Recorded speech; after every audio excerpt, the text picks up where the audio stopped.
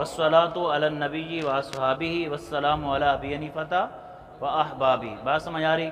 तर्जमा देखें, और रहमत कामिला नाजिल हो नबी पाक सल्लल्लाहु ताला अलैहि वसल्लम पर, व अस्हाबी और आपके तमाम सहाबा पर, वस्सलामु और सलाम हो अला अबी हनीफता इमाम आज़म अबू हनीफा रदी अल्लाह ताला अन्हु पर, व अहबाबी और आपके तमाम दोस्तों पर, और आपके तमाम दोस्तों पर। ऊंचा बोलो,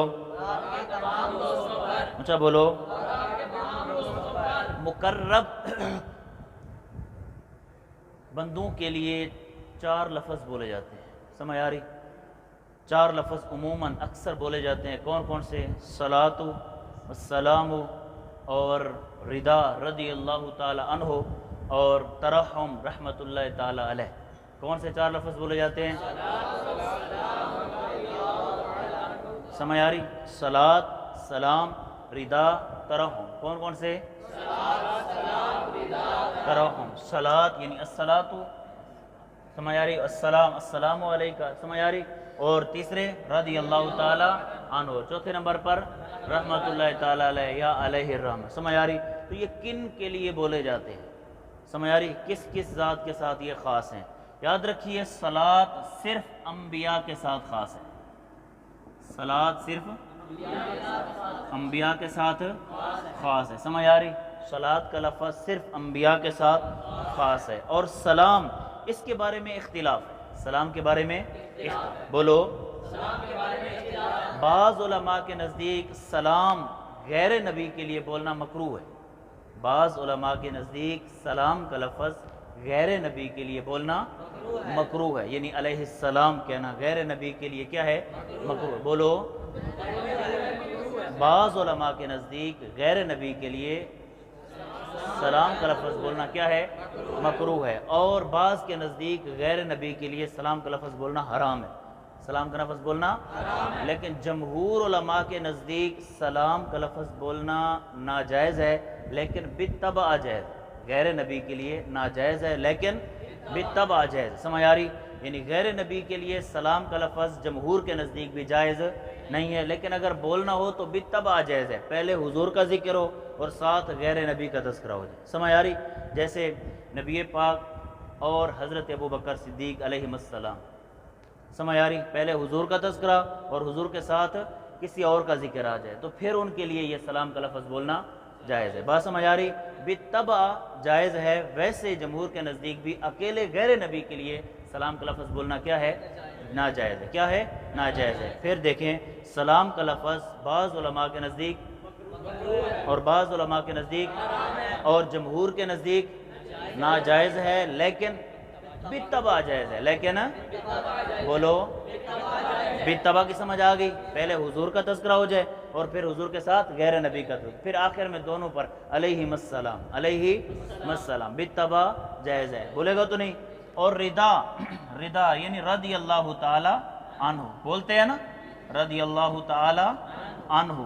ये औलिया और सहाबा किराम, औलिया किराम, सहाबा किराम, समझ आ रही? अहले बैत उज़ाम, उनके लिए रिदा का लफ्ज़ बोला। उनके लिए क्या लफ्ज़ बोला जाता है? यानी रिदवानुल्लाहि ताला अलैहिम अजमाइन रदी अल्लाह ताला अन्हु। किन के लिए?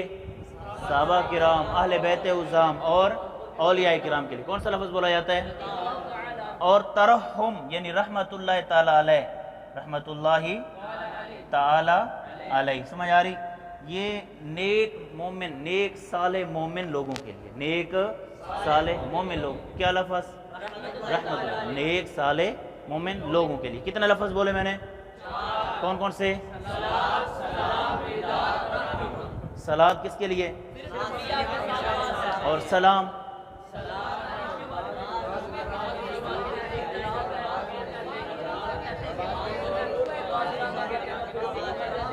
बाज़ उलमा के नज़दीक नाजायज़ है, लेकिन बित्तबा जायज़ है, लेकिन बित्तबा जायज़ है। और रिदा,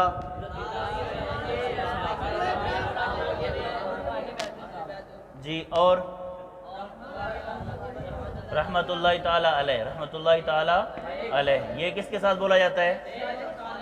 नेक साले, बोलो, नेक साले मोमिनीन के लिए कौन सा लफ्ज़ बोला जाता है? रहमतुल्लाहि ताला अलैह। बात समझ आ रही? آگے ایک لفظ استعمال ہوا ہے والصلاۃ علی النبی واصحابہ، دیکھیں کیا لفظ ہے؟ کون سا لفظ ہے؟ الصلاۃ۔ صلاۃ کی نسبت جب اللہ تعالیٰ کی طرف ہو، کہتے ہیں نا ان اللہ و ملائکتہ یصلون، اللہ اور اس کے فرشتے یصلون درود بھیجتے ہیں۔ اب یہاں صلاۃ کی نسبت کس کی طرف ہوئی؟ اللہ کی طرف، سمجھ آ رہی؟ تو کہتے ہیں صلاۃ کی نسبت جب اللہ کی طرف ہو، صلاۃ کی نسبت بولو جب اللہ کی طرف ہو تو پھر اس کا معنی ہوتا ہے نزول رحمت۔ اس کا مطلب ہوتا ہے بولو، اس کا مطلب بولو نزول رحمت۔ بات سمجھ آ رہی؟ صلاۃ کی نسبت جب اللہ کی طرف ہو تو پھر کیا ہوگا؟ اب ان اللہ و ملائکتہ یصلون علی النبی، بے شک اللہ اور اس کے فرشتے نبی پاک صلی اللہ علیہ وسلم پر کیا کرتے ہیں؟ درود۔ اب صلاۃ کی نسبت کس کی طرف ہوئی؟ بولو، اب اس کا مطلب کیا ہوگا؟ نزول رحمت۔ اس کا مطلب کیا ہوگا؟ یعنی اللہ رحمت نازل فرماتا ہے۔ اللہ کیا کرتا ہے؟ بات سمجھ آ رہی کہ نہیں؟ صلاۃ کی نسبت جب، اس کا مطلب کیا ہوتا ہے؟ نزول رحمت۔ نمبر 2، صلاۃ کی نسبت جب فرشتوں کی طرف ہو۔ نمبر 2، جب کس کی طرف ہو؟ فرشتے کی طرف ہو تو پھر اس کا مطلب ہوتا ہے استغفار۔ اس کا مطلب کیا ہوتا ہے؟ استغفار، بخشش طلب کرنا، بخشش طلب کرنا، سمجھ آ رہی؟ اور نمبر بولو، صلاۃ کی نسبت جب بندے کی طرف ہو، سمجھ آ رہی؟ اس کا مطلب ہوتا ہے طلب رحمت۔ اس کا مطلب کیا ہوتا ہے؟ بولو طلب رحمت۔ نمبر 4، صلاۃ کی نسبت جب شجر و حجر کی طرف ہو۔ شجر کسے کہتے ہیں؟ درخت، حجر کسے کہتے ہیں؟ پتھر، ان کی طرف ہو تو پھر اس کا مطلب ہوتا ہے تسبیح و تحلیل۔ تسبیح و تحلیل، بات سمجھ آ رہی؟ صلاۃ